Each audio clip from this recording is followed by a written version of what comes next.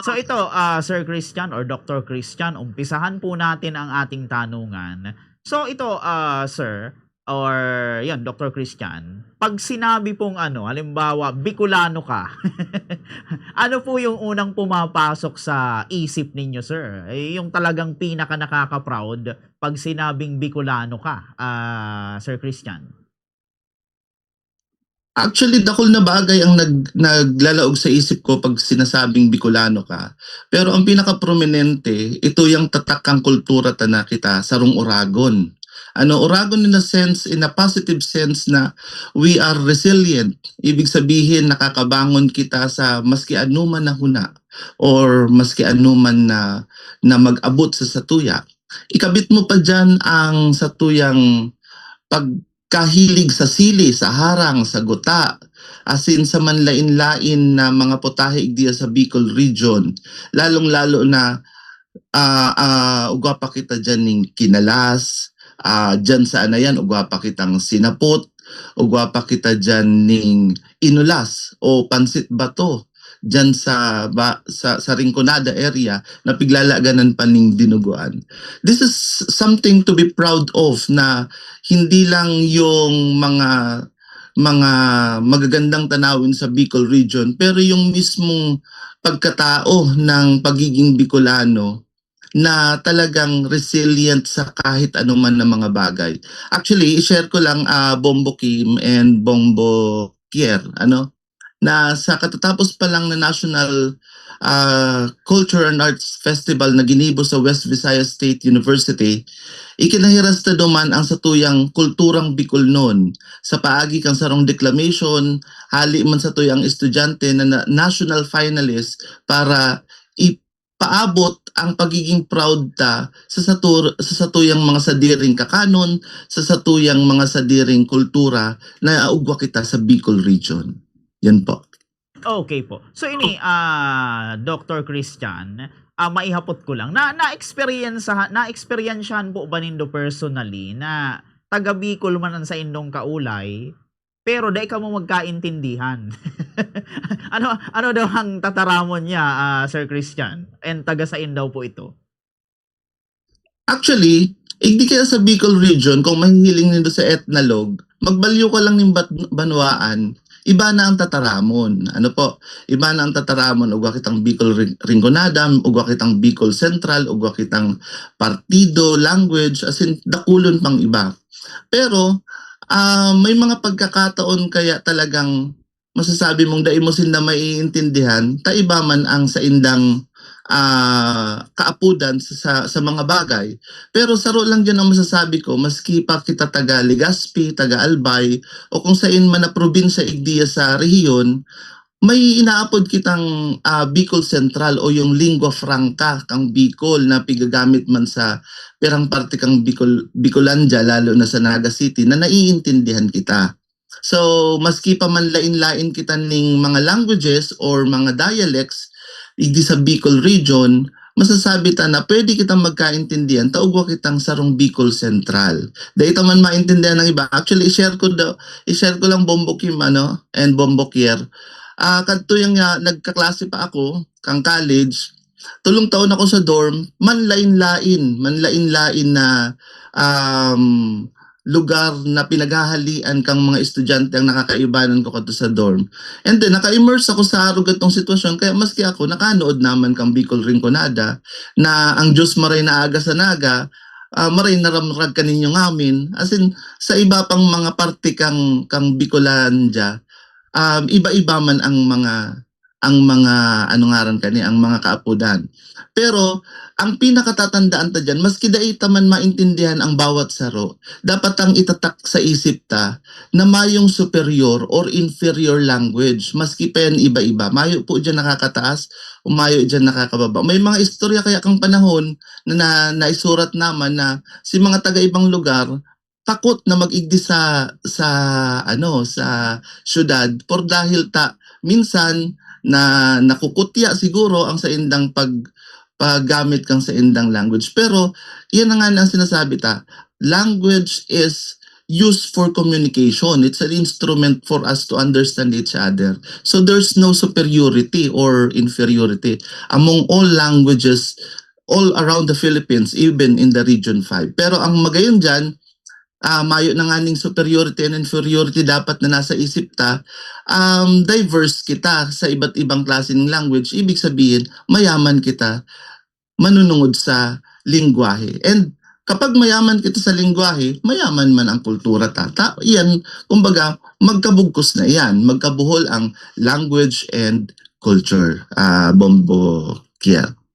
Opo, iyon. So, digdi, Sir Christian, uyon po ka mo, na kasubag ko nga ni po, na pag-ulayan mi ni Bombo Kim, na parang padikit-dikit na garo na wawara na itong ibang mga Bicol terms or Bicol language. Pero uyon ba ka mo, coach, na garo nariribayan na? Sir Christian, uyon po ba ka mo na nariribayan na itong language na Bicol, kang mga wikang banyaga, arog kang Ingles, mga arog kayan. Totoo ba na mas matitibay na ngunyan ang mga aki na mag-Ingles kumpara na andoyogon ang satuyang lingwahe na Bicol, Sir Christian? And hadaw po ta nangyayari ang arog katong sitwasyon sa hiling po nindo, sir? Kainot na hapot na kung mariribayan na iniya kang ibang language. Sa hiling ko, dai iniya mariribayan kang ibang language. Kung minsan kaya, maski pa kita nasa ibang bansa o nasa ibang lugar, dardara taman giraray ang satuyang kultura. Iyan ang uniqueness ta. May kasabihan nga ni kaya na sa Filipino na kailangan natin ang wikang sarili para mabuhay sa kasalukuyang panahon.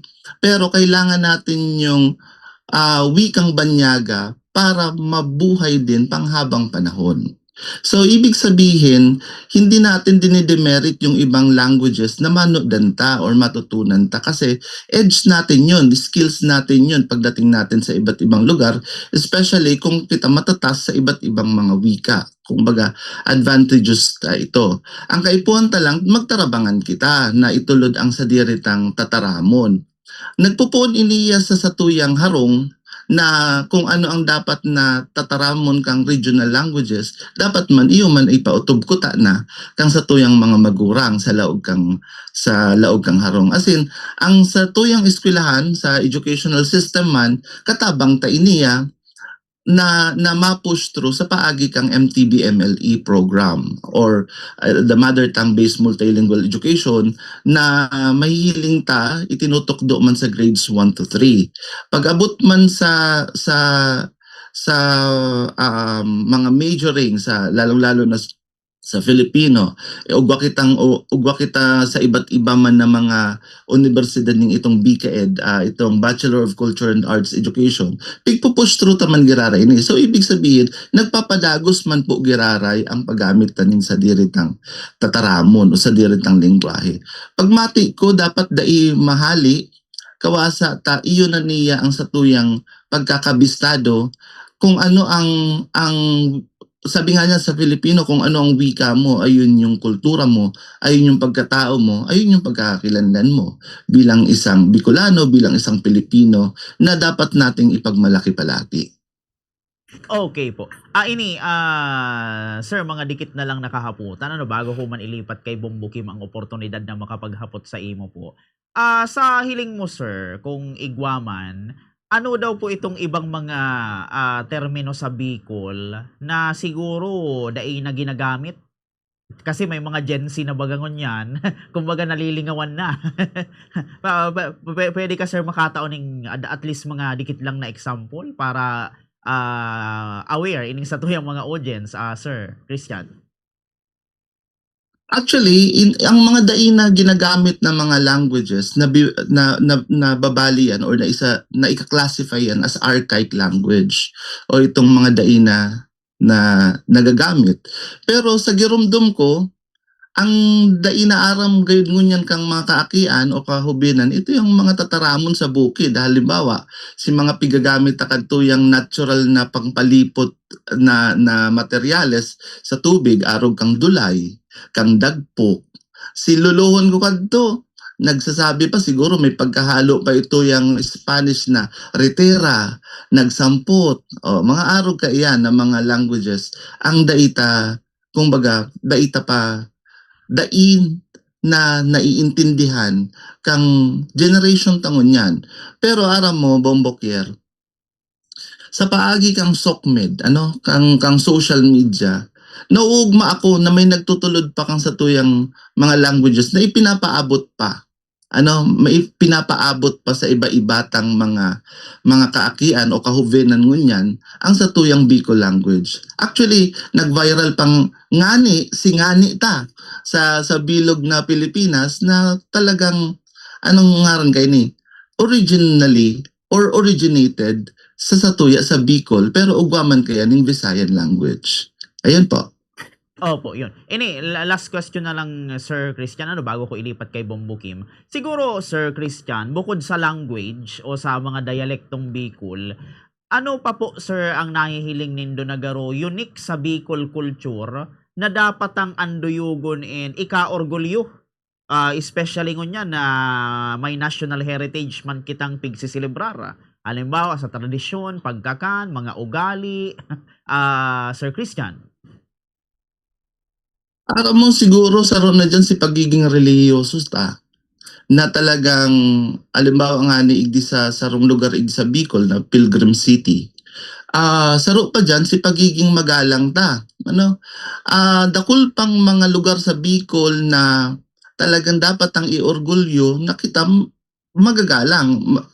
Nagagamit pa kita ng mga manay, na talagang identity ta sa pagiging sarong Bicolano. Pag nakakagurang-gurang man sa to, papay mamay. So definitely, ini ang saro ta sa mga dapat ang hilingon. Taaram mo, Bombokir, sa sakuya, nanonoodan ang gabos na intelihente kang sarong tao. Pero si ugali, pagmati ko, nakadukot na yan sa kung ano ang naturalesa kang sarong tao. So, kitang mga Bicolano, aram ta, sa sadirita na kita magagalang as in relihiyoso pa na something to be proud of being a Bicolano. Opo, iyon. Sige, Sir Christian, itao ko naman ang opportunity kay Bombo Kim para makapaghapot man sa imo po. Bombo Kim, go ahead. Yan do sa Mariana Agabang Giraray Doc Christian si Bombo Kim po ini and welcome man Giraray sa programa. I-try niya to na Bicol digdiyo sa sa pag-urulayan ta. Siguro ang enot niya to na kahaputan siguro pa po siguro ka hiwas o ka-relevant sir ini yung tataramon niya to digdiyo sa satuyang sa Bicolano like ang igwa kaya nanin perspective na siyempre nagagada na gura po ini katotoo sir. Actually, mahiwas pa ang kaaramanta sa Bicol language. Kasi may pig-aapod kitang intellectualization and standardization. Pag intellectualize kita, ibig sabihin, kita na nagtataram, naiintindihan kang kapwa ta Bicolano. And the moment na naiintindihan kita kang kapwa ta Bicolano, igdi sa Region 5, o kung sain man kita makahiling ng kapwa ta Bicolano, ibig sabihin, mahiwas pa ang paghirasta kang satuyang language. Ang satuya lang na dapat isa-isip ka iyan, ma-standardize. Dakol na pong nagtutulod na ma-standardize ang Bicol orthography, lalong-lalo na po kang na mga nakaaging bulan, nag-convene pa lang ang mga director kang Sentro ng Wika, Kultura at Sining. Kabali po dyan ang Komisyon ng Wikang Filipino para magbilog ng diksionaryong Bicol na kay puwanta talagang ma-standardize. Ini po, haloy pang proseso, pero at least napupuunan ta.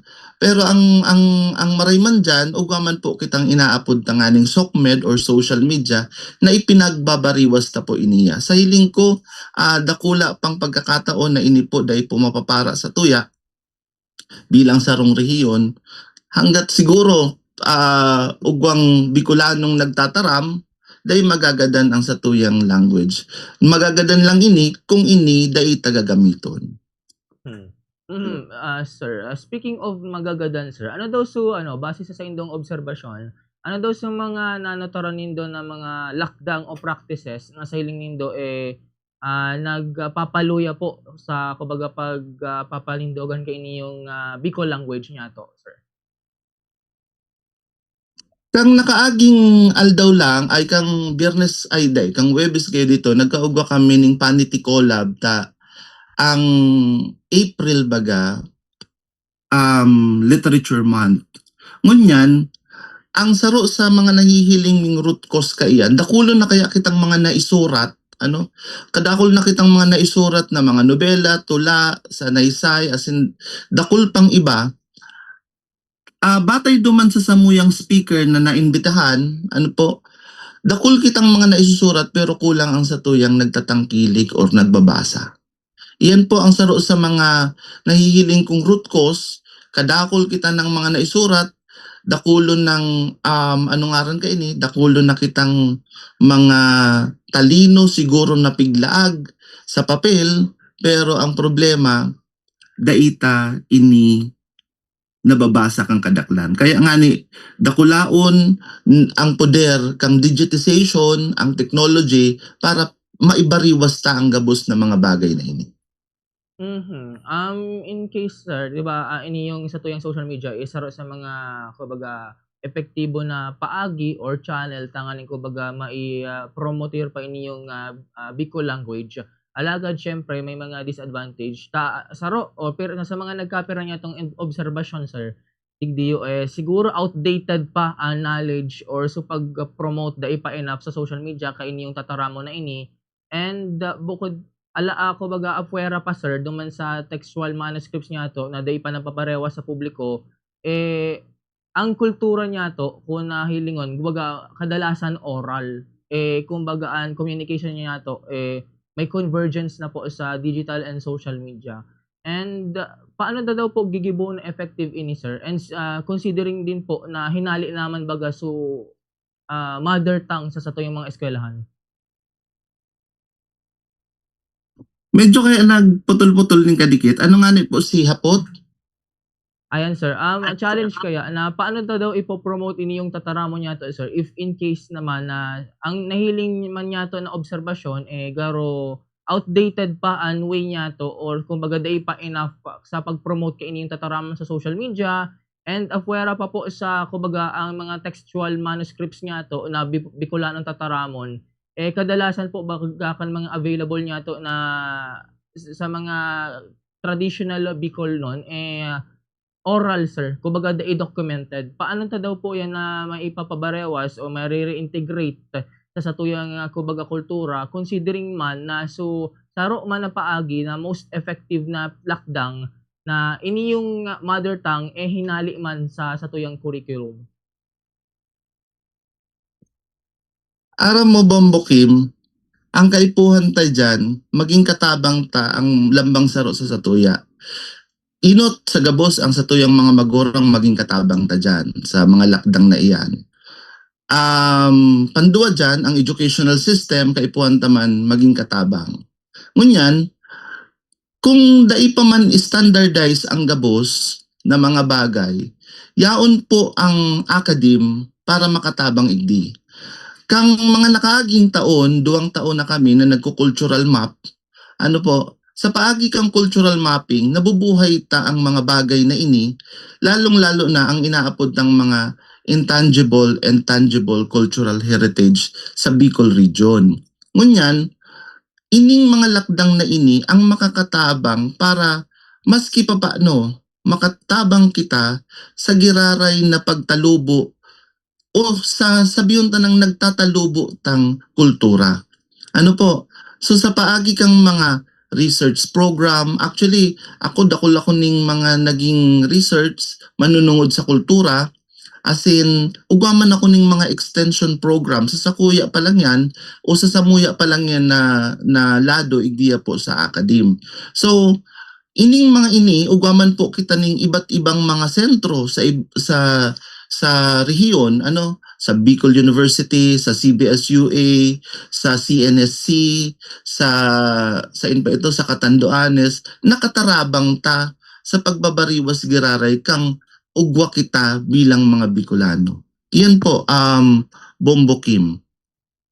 Yan sir siguro huring nagkahaputan na lang po bago antes niya to ipasaan ini yung bola kay sa tuyong partner na si Bombo Kier. Siguro sir haputon ko na lang po, na since ang academe ang saro sa mga pinaka-inaasahan sir na kumbaga, pag-adalan kung paano maging epektibo ini yung promotion o pagbarewas kay ini yung satuyang ang tataramon, kumusta na po ang progreso kan satuyang mga effort sa paagi kan na research o mga pag-aadal, satuyang engagement with the sa satuyang komunidad, na paano niyato daw po na-assess so effectivity kan satuyang mga lakdang diyan po sa academe?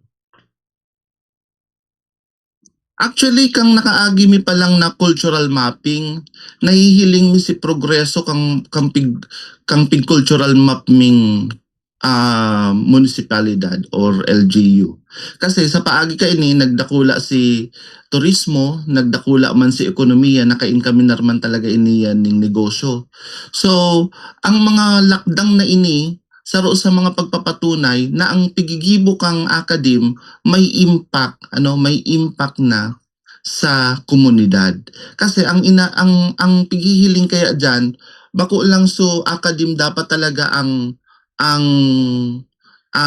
kumbaga prime movers. Katabang lang po ang akademya. Kita man giraray sa lambang saro ang matarabangan igdi. Sa paagi lang po kang akademya maipapabariwas na ang mga bagay-bagay. Ang mga bagay man po na dapat ang isaisip na itong mga output dapat talaga kaya may outcomes, impact, and sustainability. Yan lang po.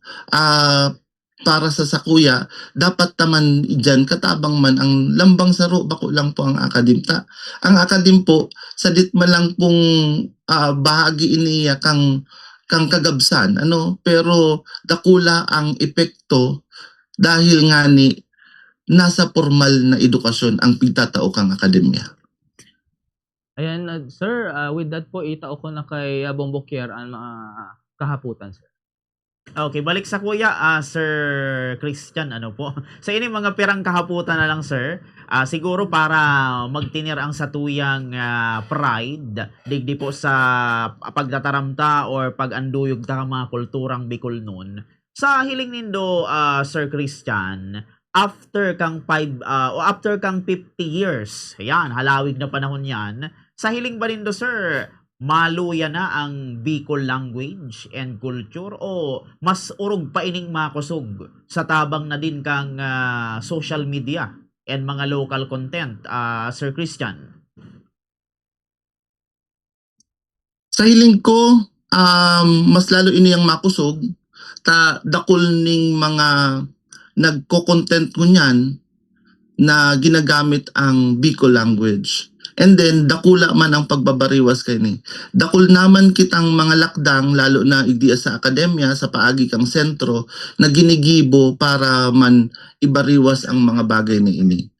Pag-abot o pakalipas kang 50 taon, hinahagad ta na talagang mas mapakusog ta ining mga bagay na ini. Gabos na yaon yaon na gabos.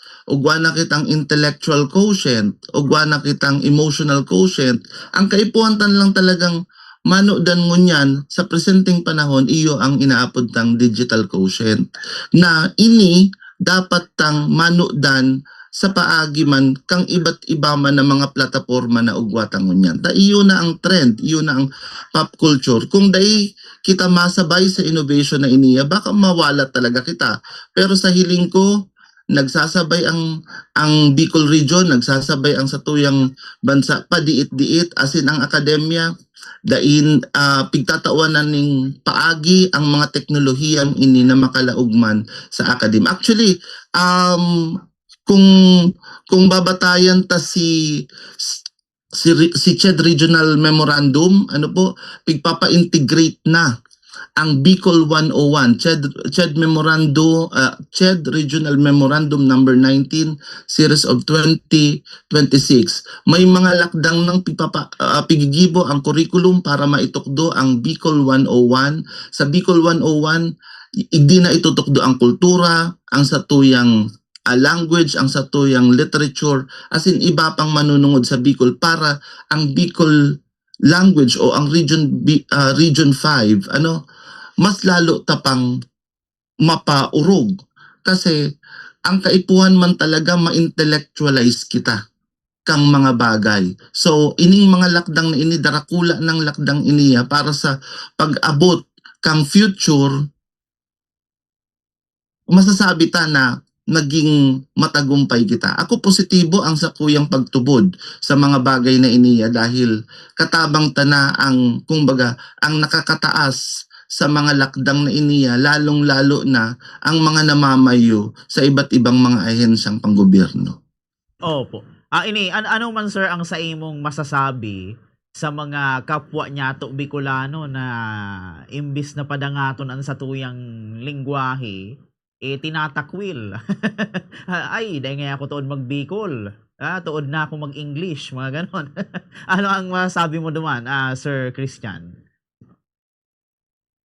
Siguro hilingon ta ang root cause kung taano talaga habo na nindang magamit. Kasi sa nahihiling ko ngunyan, maski sa laog kang mga harong, ang mga aki nag-i-English na. So, ihapot ta ang sasadirita na parte ba kita kung taano dai nagtatalubo sa mga bagong henerasyon.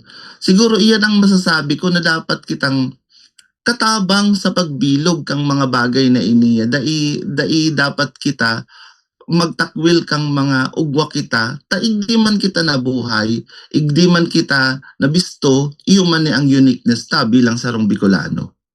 Opo, very well said, Sir Christian. O ni sir, siguro bago kita matapos, siguro magkaigwa na lang kita sir ning part 2 sa mga ibang mga pagkakataon kasi limitado lang ang satuyang oras. Ni sir, kung igwa ka ning sarong makabuluhang advisor sa satuyang mga parahinan yung paraan tabay ngunyan sir, para laurog pang anduyugon and ika-orgulyo ang satuyang kultura and lingwaheng Bicol, ano sir ang sa indong maipapayo or maitataong advice sa inda sir, Sir Christian? Siguro ako bilang sarong profesor, bilang sarong teacher, ang gusto ko man na dapat ang lambang saro sa tuya makahiras or makatukdo. Kasi nga ni, sabi nga ni kayan, kung ang plano mo ngaya para sa sarong taon, magtanom ka lang ning paroy, ma-harvest ka na sa sarong taon. Kung ang plano mo man para sa 5 taon na ma-gain ka ning ROI, magtanom ka ning puuning kahoy. Pero kung ang plano mo panghabang buhay, kaipuhan mo talagang magtukdo ning sarong aki. Sa paagi kang pagtukdo mo kang sarong aki, garo yan snowball effect. Ang snowball effect, ito yung tipong pigtukdo mo sa iba, teaching them how to fish, not to give them a fish. Sabi nga ni kayan kang extension activity program. Dapat na lang sigurong isaisip na kaipuhan kita, maski bako kitang mga teacher, kaipuhan taman, o bako kitang mga profesional, kaipuhan taman, maikahiras ang ugwa kita or maika-share ang ugwa kita para sa iba.